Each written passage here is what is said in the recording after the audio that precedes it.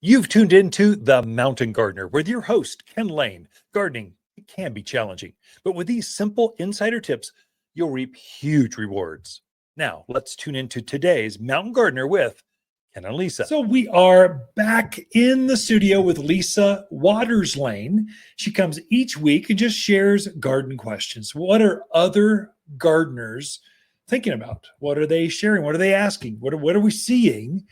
And that could be via email, via Facebook, via Instagram. I mean, it's coming from, or right here, actually in the garden center, people asking questions. We see, I don't know, how many baggies did you look at this week? No. I mean, people bring in Ziploc baggies full of bugs, death, which we appreciate. I'm glad you sealed it so we don't spread it to all the other plants here. I get really nervous when I just see a twig coming in. It's covered in scale, covered in mildew, covered in. We don't want that. So no, baggies are greatly appreciated. Yep. And actually bringing in a sample is hugely useful because sometimes when people describe things, those words, we all get mixed up in words, meanings, and so to have a sample in front of your face and we can look at it under a little microscope. Hey, very helpful. Is the microscope working now? Did you get that figured out? Oh, good. I know you mentioned it, and then I forgot I got another one at home. So it kind of has a mind of its own sometimes, but been talking sweetly to it, and it's been working lately. So pretty cool. Yep. So microscope, we got a microscope that just plugs right into the back of a huge screen TV. Slickest invention ever. Not a microscope. Like you can watch us look at it together on the big screen TV. It's really cool. Yes. So anyway.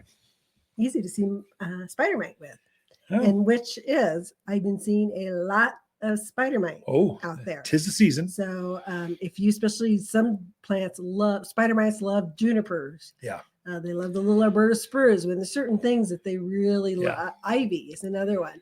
So I kind of walked the neighborhoods and I walked by this one house and I went, oh my gosh. You knock on the door and go, hey, you've got spider mite. Get out of here. I don't got spiders. And the thing is, it's starting to really kill off part of their juniper. So it's something, go out in your yard and peruse a little bit. So spider mites are that real fine webbing. Kind of looks like it has specks in it, or sometimes it can look dusty. But it is definitely something you want to get on top of right away. Had them on YEW a couple of years ago, and I took my phone out just with a black screen, tapped the foliage over the black screen without the power on, and if you see dust crawling around the screen, you've got spider mites. And it's not just one. You'll see like the screen is covered with dust crawling around. And they've got a scarifying mouth part. So they kind of scrape the tissue off by the bazillions till the plant starts to lose its tissue and it can no longer create photosynthesis. And so it can no longer take in nutrients from the sun and the plant dies. It succumbs. You can literally kill this thing you can hardly see can literally kill the plant. So be aware of it. That's our public service announcement. Danger, Will Robinson, danger. But we do have other questions. Our first question is from Kurt in Prescott. He's got a new neighbor that now he's looking from his kitchen window into their bathroom window. And he wants to block that. He's up on a ridge line where the wind blows and blows and blows. So he needs something tough that can get fairly tall, 6 to 8 feet, and take that wind and the abuse. So is that Kurt with a C or Kurt with a K? Sorry. Didn't mean to choke you up there. Sorry. Allergies still going on. Okay. So Kurt, yes, you need to be careful. These are ridge lines. You need plants that can take the wind. And I'm sure what you didn't say was you got great views and no soil. So it seems like those ridge lines, all the soil kind of settles and runs. So you got rocks or soils in between the boulders. We almost make little pockets for plants to go into.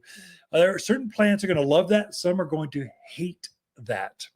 What to look at. So a window's typically, 6 to 8 feet up off the ground. So it sounds like Kurt's wanting something 6 to 8 feet, maybe taller, and it's a neighbor, so it's a side yard. So I'm doing some assumptions. Kurt, take a picture, bring it in. We can do so much more with that. But anyway, we look at so many things. We could probably help you with that. Look at number one seller, red-tipped Photinia. There's one called Red Rocket. Was that the name? Red Dynamite. Red Dynamite. Dynamo. Red Dynamo, red-tipped Photinia. It gets up about head high, a little bit taller, thick as can be. We shear it or hedge it quite often, and it's quite handsome. Mm-hmm. Another one, if it's a side yard and you've got a fence, you just need something to crawl up it, you could look at vines. So we use that often on side yards. So honeysuckle, Virginia creeper. Gosh, there's so many. What's the one with the red flower? Trumpet vine. There's a bunch of them. They'll grow up to the top of the wall and about 2 feet above. So you can kind of picture how far that's going to go up there. And vines are very strong, especially the native ones, at taking our wind and our sun. I would say the one that I like the most, just my personal, I like silverberry or Ellie Agnes. It's a native plant. It's an evergreen, gets up well above head high, width-wise, but it's as tall as red-tip Photinia, but way stronger. It doesn't get the disease. Animals don't eat on it. It's stronger. And once it gets up to size, you don't have to water it again ever. No care. So Ellie Agnes or silverberry is the native one. A companion to that would be cotoneaster or cotton Easter is how it's kind of spelled. But there's one called red clusterberry. Yeah, red clusterberry cotoneaster. Very fast grower. It might be too big for a side yard. That's one, take a picture. It helps us a lot to get you the right. When we look at a picture, we're looking at what else is growing there. So companion plants. We're looking at shadowing because now it's north, south, east, west. And then we might ask you what neighborhood you live in because we know the soils, what kind of soil Southview has as opposed to, Quailwood. We'll just kind of know all that. And so we might help you with that so we can get the right plant in the right spot. But red clusterberry cotoneaster, tremendous plant, fast growth, white flowers in spring, red flowers through the winter. Red berries. Oh, right. Yeah. Red berries through the winter. Quite striking. It is. What do you think of junipers? What of like a Spartan juniper? Which sure. Or even your blue arrows. They're narrow but tall. Looks quite striking down that in between you and your neighbor looking in. So we can help you with privacy. That's one you probably, instead of just winging it, you probably need to know more. Hey doc, I stubbed my toe. Do you know what's wrong? Well, no, I can't tell you. Hey doc, I need new hair implants. Well, let's see what color it is. Let's see more. It's a bad analogy. We won't go down that path anymore. So anyway, what else you got? Don't make me laugh. It's not good. All right. James is in Prescott. He put a new lawn in March. Okay. So new lawn coming up. Great. Wants to know, it's getting warmer. Yeah. Should I change my watering frequency and length, or what do you recommend for new lawns? So watering, specifically lawns. So don't ever change how long it runs.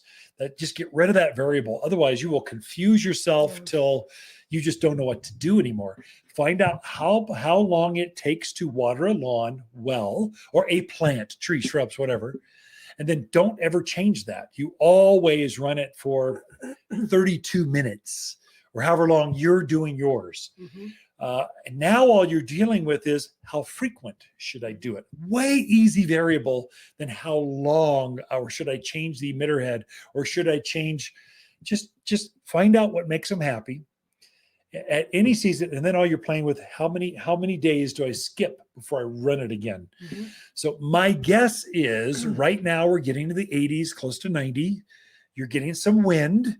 It's maybe not quite humid yet. The monsoons aren't quite here. I'm guessing you are with a brand new lawn every other day. That's be my guess. Start with that. You're probably every third day or so, maybe twice a week. Right now, I'd maybe bump it up. Take one day out of in between those water cycles and start with that. The great thing is lawns are really good at talking to you. They start to lay down. You walk on them. You can see your feet. Just when you see that, let me just water a little bit, not longer, more frequently. So that's it for this segment. Ken and Lisa Lain, the Mountain Gardeners. Be right back after this. Waters Garden companion plants for June are golden locust, silverberry, Hall's honeysuckle, and moonshine yarrow. Moonshine yarrow is a fuss-free, heat-loving perennial with large clusters of canary yellow flowers held above a ferny foliage. It's just stunning. Mountain tough, you can't kill this perennial that only blooms better year after year. Javelina and rabbit detest the summer blooms. You'll find moonshine yarrow for a limited time at Waters Garden Center, 1815 Iron Springs Road in Prescott. For a more fruitful garden, increased success in the landscape that just feels better, then tune in daily to the Mountain Gardener podcast. Subscribe through your favorite podcast streamer or visit watersgardencenter.com. Better yet, visit me directly right here at Waters Garden Center. Thanks for tuning in.